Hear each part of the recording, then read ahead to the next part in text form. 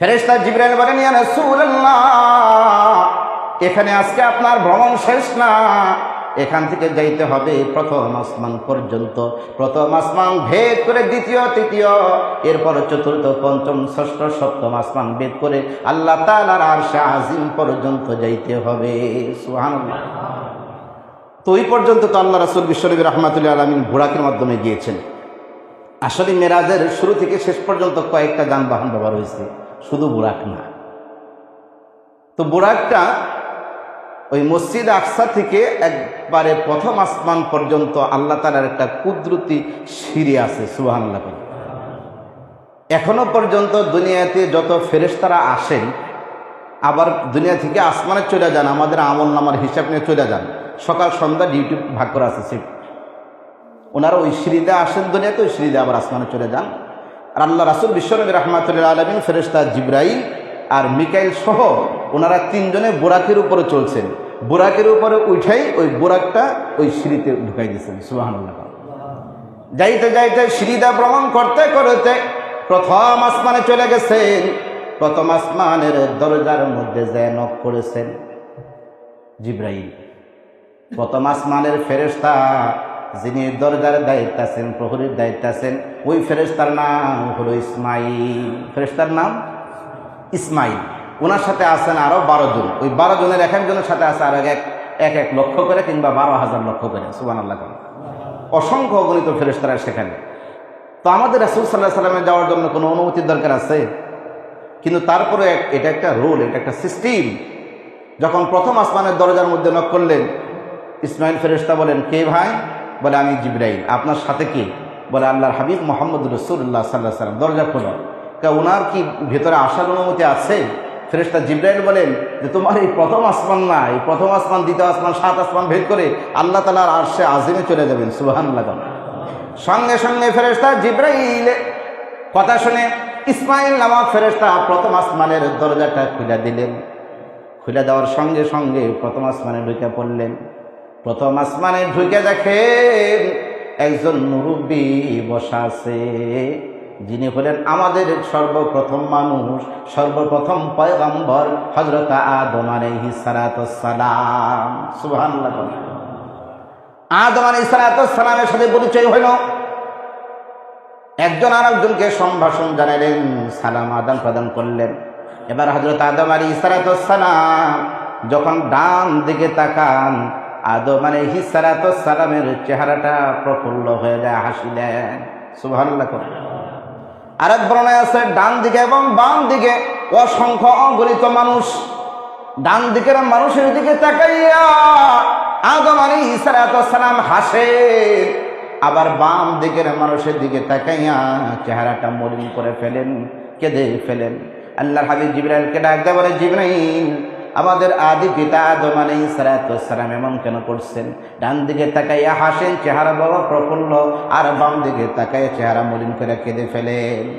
জিবরাইল ডাক দিয়ে বলেন, ইয়া রাসূলুল্লাহ, ও নবীজি, ডান দিকে যখন তিনি তাকান তখন ওনার যত জান্নাতের সন্তান, জান্নাতি সন্তানদের দিকে তাকাইয়া চেহারাটা প্রফুল্ল হয়ে যায়, হাসি মারেন।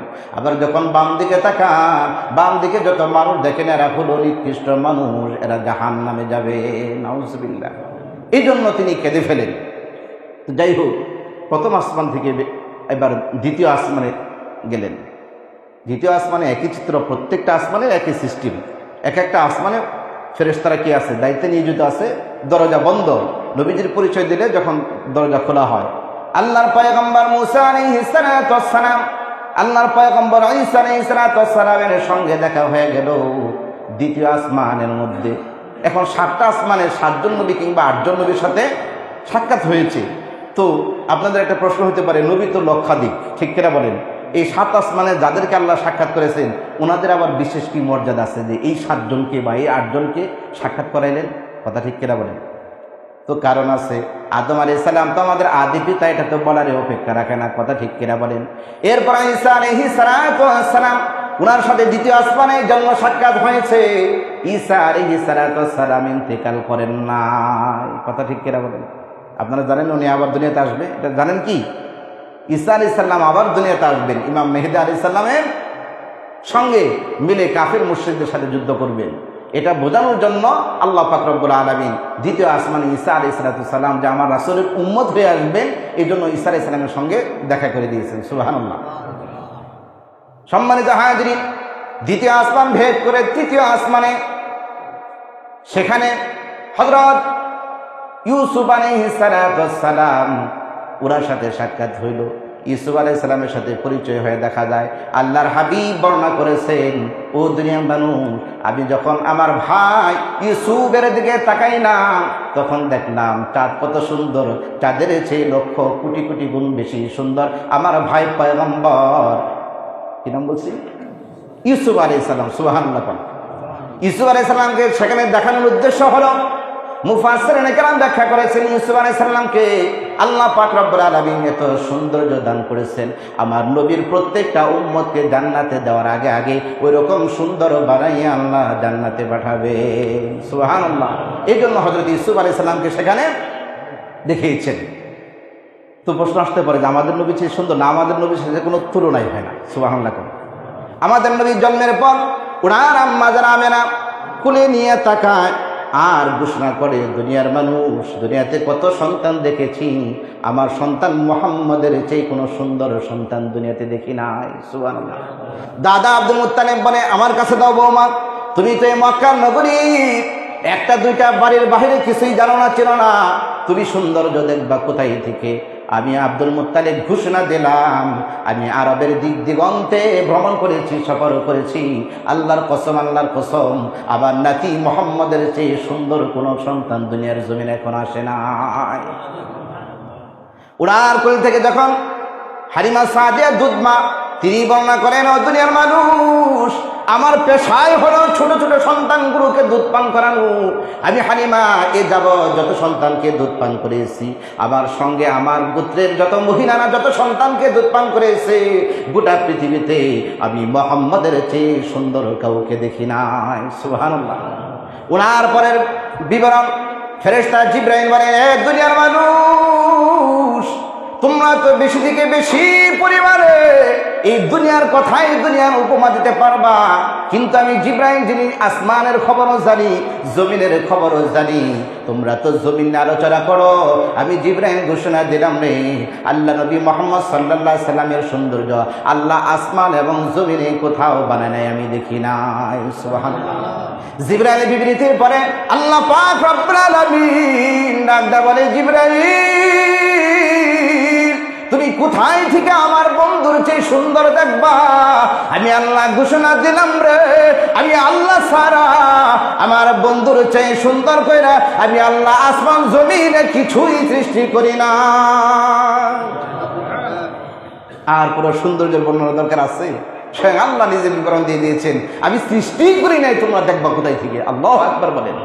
সম্মানিত হাজিরিন, হযরত ইউসুফ আলাইহিস সালামের সৌন্দর্য আমাদেরকে আল্লাহ দান করবেন, কিন্তু আমার রাসূলের সৌন্দর্য শুধুমাত্র একমাত্র কেবলমাত্র আমার রাসূলের জন্যই রিজার্ভ। সুবহানাল্লাহ। এরপর আল্লাহর হাবিব বিশ্ব নবী রাহমাতুল্লিল আলামিন আবার ঊর্ধ্ব আকাশে গমন শুরু করলেন। আল্লাহর পয়গম্বর হযরত মূসা আলাইহিস সালামের সঙ্গে সাক্ষাৎ। মূসা আলাইহিস সালাম আল্লাহর হাবিব বিশ্ব নবী রাহমাতুল্লাহ আলাইহির সঙ্গে পরিচয় হবার পর তিনি কেঁদে ফেললেন।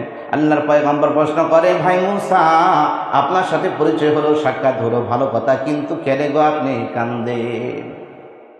মূসা আলাইহিস সালাম বললেন, মুহাম্মদ সাল্লাল্লাহু আলাইহি সাল্লাম, আমি আল্লাহ তাআলার কাছে দোয়া করেছিলাম, আল্লাহ আমার উম্মতকে তুমি অধিক পরিমাণে জান্নাতি বানিয়ে দাও। সুবহানাল্লাহ। আল্লাহ পাক রব্বুল আলামিন আমার উম্মতকে অধিক পরিমাণে জান্নাতি করেছেন। আমি আল্লাহ তাআলার কাছে জানতে চাইলাম, ও রব্বুল আলামিন, আমার উম্মতের চেয়ে আপনার কোন পয়গম্বর উম্মতের জান্নাতের সংখ্যা বেশি হবে কিনা জানতে চাই। আপনারা জানেন মূসা নবীর উপাধি হলো কালিমুল্লাহ, আল্লাহর সাথে কথাবার্তা বলনেওয়ালা। তো পয়গম্বরদের মধ্যে সবচেয়ে বেশি সুযোগ পাইলেই আল্লাহ তাআলা একটা প্রশ্ন করলে কয়েকটা কথা বলে ফেলতেন।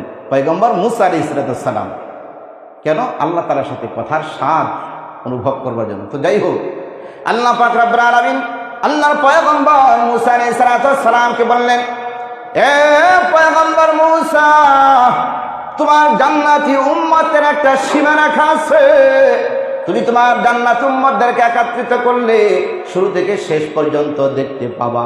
কিন্তু আমার হাবিব, আমার পয়গম্বর মুহাম্মদুর রাসূলুল্লাহ সাল্লাল্লাহু আলাইহি সাল্লামের উম্মত এত অধিক পরিমাণে জান্নাতে যাবে, তুমি যদি আমার পয়গম্বর মুহাম্মদের উম্মতের দিকে তাকাও, শুরু থেকে শেষ পর্যন্ত দেখার মতো শক্তি আমি আল্লাহ তোমাকে দান করি না।